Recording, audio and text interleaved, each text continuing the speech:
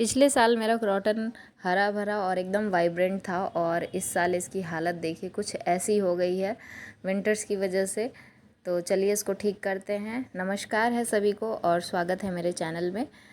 तो अगर आपके प्लांट्स की भी हालत कुछ ऐसी हो जाती है विंटर्स के बाद, तो आप मेरे कुछ स्टेप्स को फॉलो कर सकते हैं जो मैंने किया अपने प्लांट के साथ इसको ठीक करने के लिए। तो आपको इससे बहुत हेल्प मिलेगी।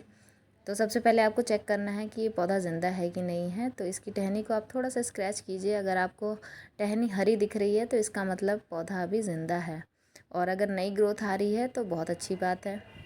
तो जब भी आप स्प्रिंग में काम करें अपने पौधे पे, तो उस पर नई ग्रोथ का वेट ज़रूर करें। अगर नई ग्रोथ नहीं आई है तो उस पर काम बिल्कुल ना करें। बहुत सारे पौधे होते हैं जो डोरमेंट हो जाते हैं विंटर्स में, तो टाइम लेते हैं डोरमेंसी से बाहर आने में।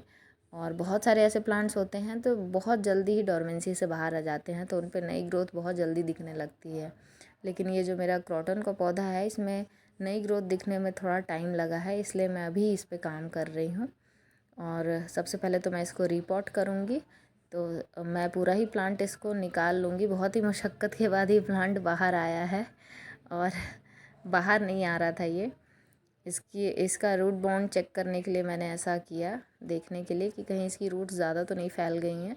रूट ज़्यादा फैल जाती हैं तो पौधा ठीक से ग्रो नहीं करता है। तो आपको सबसे पहले ये चेक करना है अपने प्लांट को। और अगर रूट ज़्यादा फैल गई हैं तो उनको ट्रिम कर दीजिए आप नीचे से, और उसके बाद मिट्टी को ठीक करके आपको रिपोर्ट कर देना है। तो मैंने तो इसको 6 महीने पहले ही रिपोर्ट किया था, तो इसलिए मैं इस पर ज़्यादा कुछ काम नहीं करूँगी। बस इसकी मिट्टी में थोड़ा सा वर्मी कंपोस्ट ऐड करके इसको रिपोर्ट कर दूँगी, थोड़ा सा भुरभुरा कर दूँगी मिट्टी को। और अगर आपने अपनी मिट्टी पे ज़्यादा काम नहीं किया है अपने प्लांट की मिट्टी पे, तो आप 2 दिन तक इसको धूप में सुखा सकते हैं स्टेरलाइज़ करने के लिए मिट्टी को थोड़ा सा सुखाने के लिए। और उसके बाद आप उसमें नीम खली, फंगीसाइड और वर्मी कंपोस्ट या फिर किचन वेस्ट कंपोस्ट जो भी आप बनाते हैं घर पे, उनको आप मिट्टी में मिला के पौधे को रिपोर्ट कर दीजिए। तो इससे पौधे को अच्छी खासी एक मिट्टी मिलेगी, अच्छा न्यूट्रिशन मिलेगा। लेकिन मैंने 6 महीने पहले किया था, इसलिए मैं नहीं कर रही हूँ। बार बार आपको मिट्टी पे अगर आप ये सारी चीज़ें यूज़ करते हैं तो मिट्टी ख़राब होने के चांसेस ज़्यादा होती है, क्योंकि जो हम फंगीसाइड वगैरह यूज़ करते हैं वो तो केमिकल ही है। भले हम वर्मी कंपोस्ट यूज़ कर रहे हैं, किचन वेस्ट कंपोस्ट यूज़ कर रहे हैं, ज़्यादा खाद यूज़ करना भी पौधों के लिए ठीक नहीं होता है। तो ये सारा काम करना है आपको अपने प्लांट को रिपोर्ट करने से पहले। और पहले तो रूट बाउंड चेक करना है, उसके बाद मिट्टी पे काम करना है। अब नेक्स्ट स्टेप है इसकी कटाई छटाई करना। तो जितना भी ये सूखा हुआ पार्ट है, ये जो आपको दिखाई दे रहा है, सबसे पहले तो आप इसको हटाएंगे। और क्योंकि ये जो पार्ट होते हैं ना, ये नई ग्रोथ को आने नहीं देते हैं प्लांट पे, ऊपर वाली साइड पे। नीचे तो आ रही है इस पे ग्रोथ, लेकिन ऊपर नहीं आएगी क्योंकि ये ऊपर सूखा हुआ पार्ट है। इसीलिए आप इसको हटा दीजिए। तो इससे क्या होगा कि पौधा जो है वहाँ से हरा भरा भी होगा और नई ब्रांचेस भी आएंगी। तो इसलिए हटाना ज़रूरी होता है। और क्या होता है दूसरी चीज़ क्या होती है कि पौधा जो है अपनी एनर्जी भेजता रहता है, इनको भी भेजता रहता है, ये जो सूखे हुए पार्ट्स हैं। तो क्या होता है कि इन पे एनर्जी जाएगी, वेस्ट होगी, वहाँ पे कोई ग्रोथ नहीं होगी। और अगर ये आप हटा देंगे सूखा हुआ पार्ट, तो वहाँ पे नई ग्रोथ आने लगती है। तो इसीलिए हम क्या करते हैं, सूखी हुई टहनियाँ हटाते हैं, ट्रिमिंग करते हैं, प्रूनिंग करते हैं, डेड हेडिंग करते हैं प्लांट्स की एनर्जी को बचाने के लिए, प्लांट्स को ज़्यादा घना करने के लिए। और उसके बाद ये प्रूनिंग करने के बाद हम इस पे लगाएंगे साफ़ का फंगीसाइड। अगर आपके पास साफ़ का फंगीसाइड नहीं है तो आप एक नेचुरल फंगीसाइड यूज़ कर सकते हैं, जैसे कि एलोवेरा जेल है, बहुत अच्छा फंगीसाइड होता है। और अगर एलोवेरा जेल भी नहीं है तो आप हल्दी का यूज़ कर सकते हैं।